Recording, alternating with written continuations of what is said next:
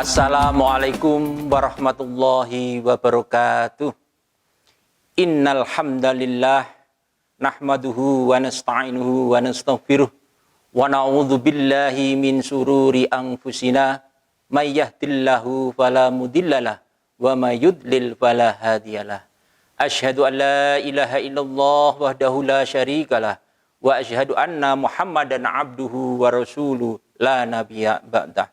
Qala Allah Ta'ala fi kitabihil karim la in syakartum la azidanakum wa la in kafartum inna azabi lasyadid. Anak-anakku semuanya, siswa-siswi MTSN 4 Madiun yang dimuliakan Allah Subhanahu wa Ta'ala. Walaupun keadaan masih daring, anak-anak di rumah tetap semangat belajar. Saya doakan semuanya masih dalam keadaan sehat walafiat, mendapatkan lindungan dari Allah Subhanahu wa Ta'ala. Anak-anakku semuanya, kali ini Bapak akan menyampaikan materi tentang sholat berjamaah. Anak-anakku semuanya, pernahkah kalian sholat berjamaah? Nah, yang sudah sholat berjamaah terus dirutinkan, yang belum diusahakan untuk melaksanakan sholat berjamaah. Mengapa kita harus sholat berjamaah? Mari kita melihat materi lebih lanjut. Bapak akan saya menerangkan satu persatu tentang sholat berjamaah. Pengertian berjamaah.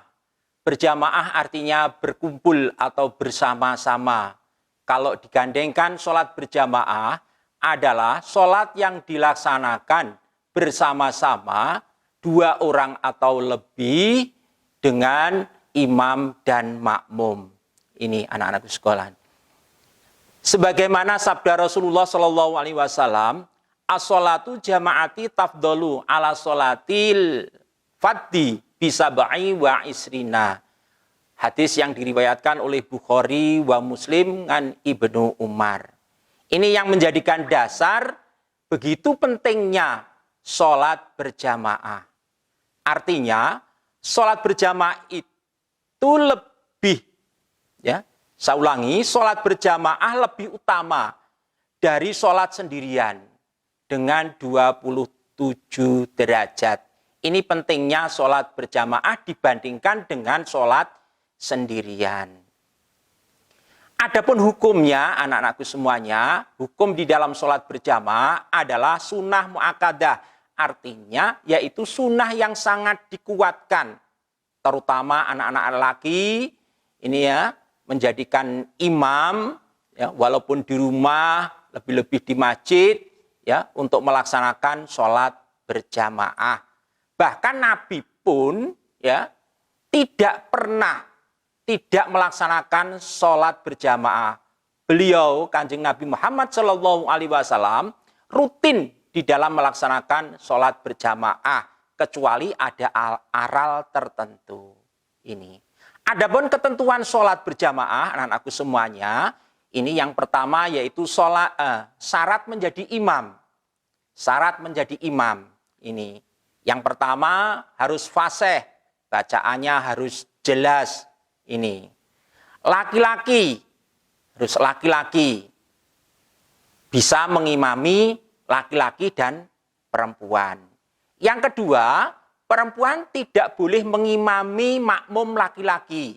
Jadi yang dibolehkan menjadi imam laki-laki dan perempuan di sini adalah laki-laki ini. Imam hendaknya berdiri di depan makmum. Di depan makmum. Ini nanti saya terangkan lebih lanjut di belakang. Imam tidak dalam keadaan menjadi makmum. Jadi langsung begitu datang imam, ya, terus duduk di shaf pengimaman, itu yang paling depan sendiri.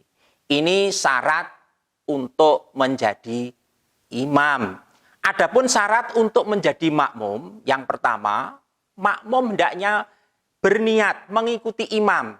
Jadi kalau imamnya sudah takbiratul ihram, cepat makmum mengikuti takbiratul ikram sebagaimana yang dilakukan oleh imam.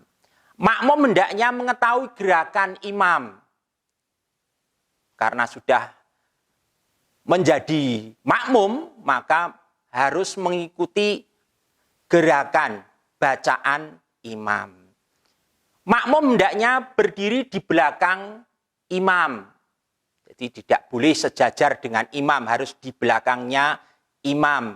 Makmum hendaknya berada di satu bangunan.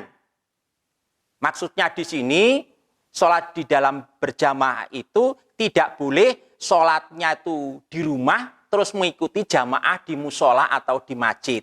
Jadi harus ya di tempat dalam satu bangunan. Selanjutnya anak-anak, tata cara sholat berjamaah. A. Dalam semua gerakan sholat, makmum tidak boleh mendahului imam. Semuanya mulai dari niat sampai nanti salam, itu harus mengikuti imam. Contohnya, ya itu kalau sudah niat, baru makmum boleh melakukan niat. Jadi tidak boleh bersamaan dengan imam ini. Jadi tidak boleh mendahului gerakan imam. Sebagaimana sabda Rasulullah Shallallahu Alaihi Wasallam, qala Rasulullah Shallallahu Alaihi Wasallam, innama ju'ilal imamu li yuktama bihi fa idza kabaro fa yukabbiru wa idza raka'a farka'u, rawahul Bukhari wa Muslim. Sesungguhnya imam itu dijadikan supaya diikuti perbuatannya. Apabila ia telah takbir, hendaklah kamu takbir. Dan apabila ia ruku, maka hendaklah kamu ruku. Jadi semuanya, saya ulangi, semuanya mulai dari niat sampai salam, itu harus mengikuti imam. Selanjutnya, pada waktu imam membaca surat Al-Fatihah dengan keras dan jelas, maka tugas makmum adalah mendengarkan. Ketika imam bangun dari ruku itu sami Allahu liman hamidah, maka makmum menjawab Rabbana lakal hamdu. Itu. Ini. Kalau imam di dalam surat Al-Fatihah yang terakhir, kalau imam mengucapkan waladhdallin, maka makmum menjawab amin. Ini adalah tugas makmum.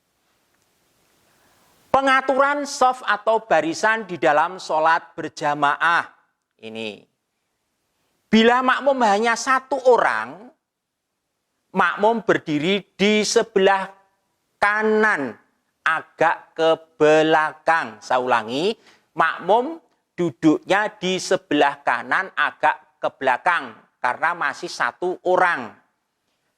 Kalau makmumnya sudah lebih dari 2 orang, baru makmum bisa berdiri di belakang imam. Ini. Bila makmum terdiri dari laki-laki dan perempuan, maka shafnya, barisannya, yang pertama yaitu shaf laki-laki diteruskan shaf perempuan. Ini. Selanjutnya, apabila ini makmumnya laki-laki dewasa, laki-laki anak-anak, dan perempuan, maka shafnya adalah yang pertama shaf laki-laki dewasa diteruskan shaf laki-laki anak-anak diteruskan shaf perempuan. Jadi posisinya makmum perempuan itu di belakang makmum laki-laki. Ini. Ketentuan makmum masbuh. Apa anak-anak artinya masbuh? Mungkin dengan Bapak Ibu guru di dalam pembelajaran sudah diterangkan. Masbuh artinya terlambat. Ini. Masbuh artinya terlambat. Ketika imamnya telah melakukan ruku, makmum tersebut dianggap ketinggalan dalam satu rakaat. Jadi kalau ada salah satu makmum yang ketinggalan, itu sudah imam melakukan ruku, maka itu sudah tidak menjadi hitungan. Mereka harus mengganti nanti setelah salam. Ini. Jadi batasnya adalah ruku. Itu. Apa yang harus dilakukan makmum yang baru datang tadi? Mereka langsung takbiratul ihram, terus mengikuti apa yang dilakukan oleh imam. Jadi kalau imam sudah mungkin sujud, ya kita takbiratul ihram, kita langsung ya mengikuti imam sebagaimana apa yang dilakukan oleh imam ini. Cara mengingatkan imam yang lupa ini. Cara mengingatkan imam yang lupa. Kadang-kadang imam itu juga manusia, jadi bisa lupa anak-anak. Mungkin suratnya lupa. Surat ayat yang kedua ini mungkin lupa di dalam membacanya. Maka tugas makmum yaitu meluruskan atau membacakan dengan benar. Ini tugas makmum. Maka makmum yang di shaf yang pertama itu diutamakan orang-orang yang sekiranya bisa mengganti imam bila mana imam mengalami lupa tadi. Jelas ya? Ini mengenai bacaan. Selanjutnya, apabila salah dalam bilangan rakaatnya, maka tugas makmum mengingatkan. Bagaimana cara mengingatkannya? Cara mengingatkannya kalau makmum laki-laki dengan mengucapkan subhanallah. Ini mungkin bisa diulang sampai 3 kali. Mungkin imamnya kurang begitu mendengar, bisa diulang 3 kali. Kalau perempuan cukup menepukkan tangan dalam mengingat imam yang lupa. Ini imam yang lupa. Jadi perbedaannya, kalau makmum laki-laki cara mengingatkan imamnya yaitu dengan membaca subhanallah. Kalau perempuan yaitu dengan tepuk tangan. Itu cara mengingatkan imam yang batal. Cara mengingatkan imam yang batal ini sebagaimana imam yang lupa di atas, yaitu dengan ucapan subhanallah. Diulangi sampai 3 kali. Ya, ini diulangi sampai 3 kali. Ya, imam segera keluar dari imaman, diganti oleh makmum yang dekat dengan imam. Ini. Mungkin itu sedikit anak-anak keterangan mengenai tata cara di dalam sholat berjamaah. Adapun prakteknya, ini ada beberapa poin yang harus dikerjakan. Ini yang pertama yaitu jadi imam itu suaranya yang keras. Yang kedua ini memilih salah satu jamaah yang dianggap fasih atau bagus untuk menjadi imam. Ini. Setelah imam berdiri di depan, aturlah teman-teman kalian supaya shaf itu harus lurus. Jadi artinya shaf yaitu untuk meluruskan barisan di dalam sholat supaya rapat. Ini. Bila ada jamaah putri agar mengatur shaf tersendiri di belakang shaf makmum laki-laki. Mungkin itu anak-anak yang saya terangkan, mudah-mudahan anak-anak bisa memahami dan di rumah bisa mempraktekkan dalam kehidupan sehari-hari. Kurang lebihnya Pak Guru yang menyampaikan materi, ada kurang lebihnya mohon maaf. Kita akhiri. Assalamualaikum warahmatullahi wabarakatuh.